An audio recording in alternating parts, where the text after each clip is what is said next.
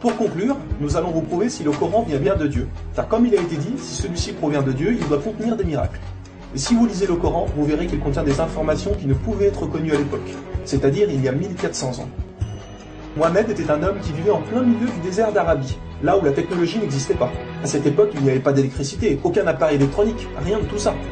Les gens vivent de la terre, se déplacent en chameau. Personne n'avait inventé ou même pu imaginer les choses telles que les sondes, les scanners, les satellites, etc. Et pourtant, dans le Coran, nous pouvons lire « Sous l'eau, il y a des endroits où il y a de l'eau douce et de l'eau salée. Et entre les deux se trouve une barrière invisible qui empêche les deux eaux de se compénétrer. » C'est-à-dire que le sel de l'eau salée ne va pas dans l'eau douce. Ces barrières les empêchent. Les océanologues comme Jacques-Yves Cousteau ont découvert cela récemment grâce aux sous-marins où ils ont pu faire des prélèvements d'eau, etc. Qui, il y a 1400 ans, en plein milieu du désert, pouvait savoir qu'il y a des barrières invisibles dans l'océan? Il est écrit dans le Coran que l'univers est en expansion continuelle, c'est-à-dire que celui-ci ne cesse de grandir. Les étoiles s'éloignent les unes des autres constamment. C'est en 1920, grâce aux appareils très perfectionnés, tels que les télescopes puissants, que nous avons pu savoir que l'univers était en expansion continuelle. Qui, il y a 1400 ans, pouvait connaître cette information? Nous savons aujourd'hui que les montagnes sont comme des piliers et possèdent des racines.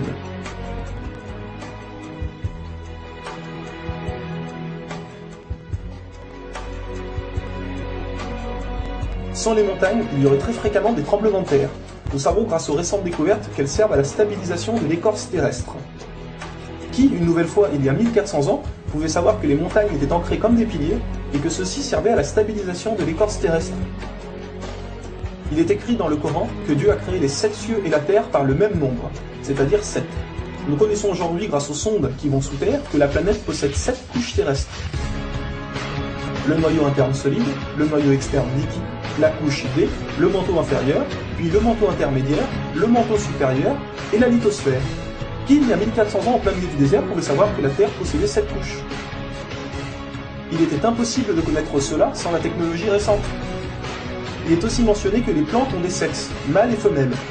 La découverte de la sexualité des plantes fut réalisée par Rudolf Jacob Comnenarius entre 1660 et 1720.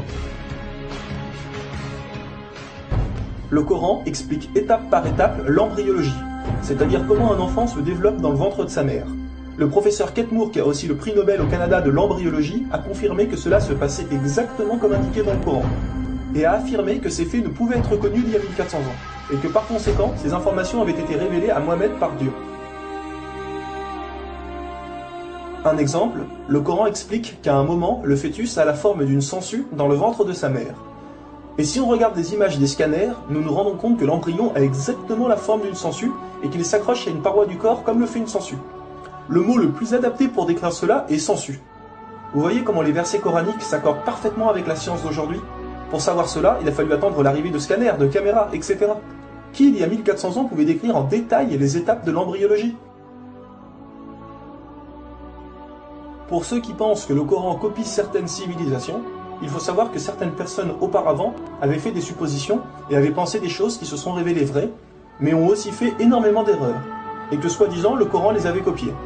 Donc par exemple, si vous prenez un mauvais élève qui copie sur un bon élève, si le bon élève a 18 sur 20, est-ce que le mauvais élève va avoir 20 sur 20? Non, bien sûr que non, car le mauvais élève aura copié les bonnes comme les mauvaises réponses, donc il aura aussi 18 sur 20. Alors si soi-disant le Coran copie les civilisations ou peu importe, comment se fait-il que le Coran extrait le vrai du faux? De plus que ces quelques civilisations ne faisaient que des suppositions. Or Mohammed affirme être sûr de tout ce qu'il dit. Le Coran contient plus de 500 versets dus à la science, sans aucune erreur ou contradiction. Et la technologie d'aujourd'hui ne vient pas contredire, mais confirmer tous les versets un par un du Coran.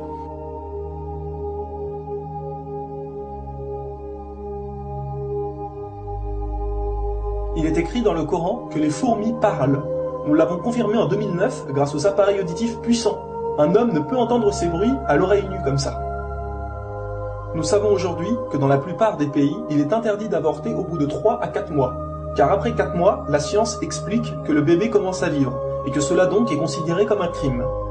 En islam, il est dit que Dieu insuffle l'âme dans le corps du bébé au bout de 120 jours, donc 4 mois. Comme par hasard au même moment que quand la science démontre que c'est à cette période que la vie du fœtus commence. Pour savoir que la vie du bébé commence à 4 mois, il a fallu attendre une nouvelle fois l'arrivée de scanners, IRM, caméras miniatures, etc.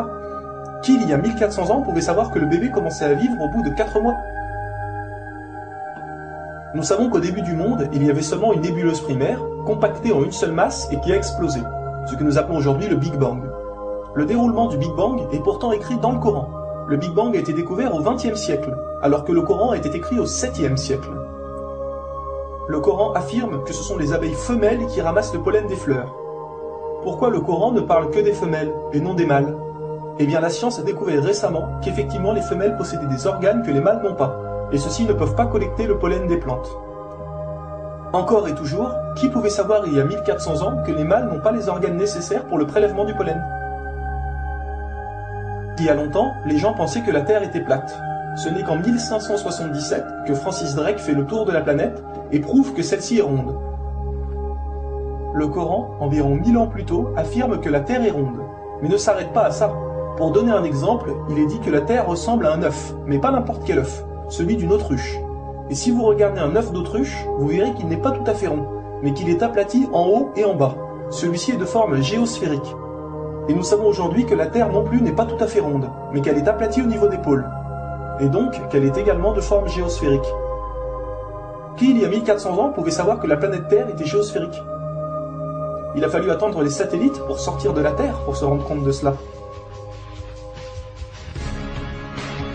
Soyons honnêtes, qui, il y a plus d'un millénaire, pouvait faire toutes ces affirmations, sans aucune technologie? Rendez-vous compte, à cette époque-là?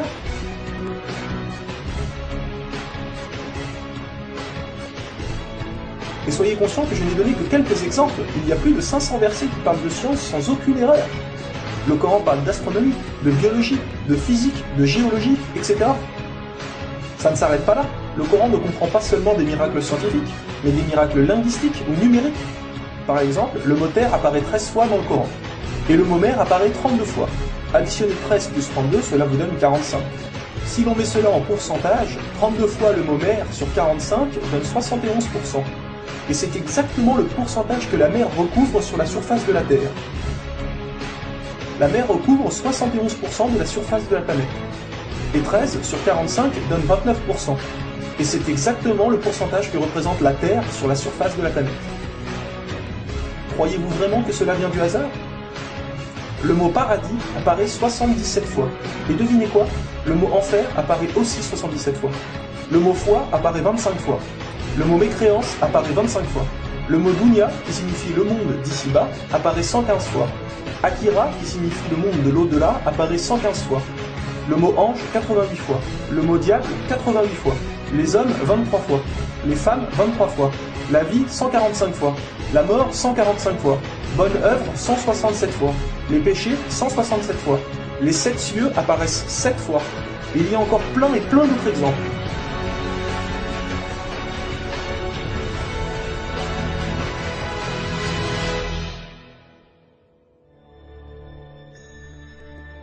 Le Coran est d'une beauté incomparable. Dans la langue originale, c'est-à-dire en arabe, environ la moitié du Coran rime. Le Coran contient des palindromes. Un palindrome est un mot qui veut dire la même chose si on le dit à l'envers. Par exemple, Bob, à l'envers, vous aurez toujours Bob. Ou kayak, à l'envers, vous aurez toujours kayak. Un mot comme ça peut se trouver, mais une phrase entière, cela est quasiment impossible. Ou alors votre phrase ne voudra rien dire. Mais non, le Coran possède des phrases entières en palindrome, et ces versets ont un sens très profond. Le Coran ne possède aucune contradiction ou erreur. Je vais donner un dernier exemple avant de conclure. Vous allez vous rendre compte de l'extraordinaire précision du choix des mots.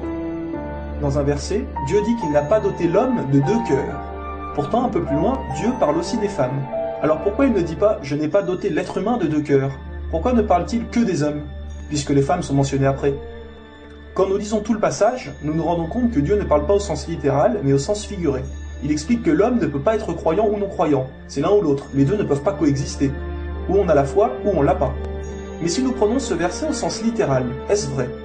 Oui, bien sûr, l'homme ne possède qu'un seul cœur. Mais pour les femmes, elles peuvent être enceintes, n'est-ce pas?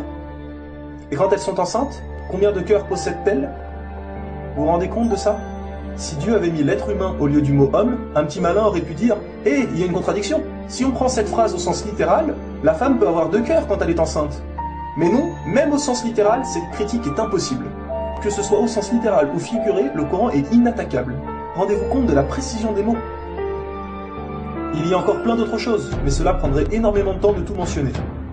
Si cela vous intéresse, il existe de nombreuses conférences réalisées par des savants qui ont été filmées et qu'on peut trouver sur internet, telles que la parole divine de Nouman Ali Khan.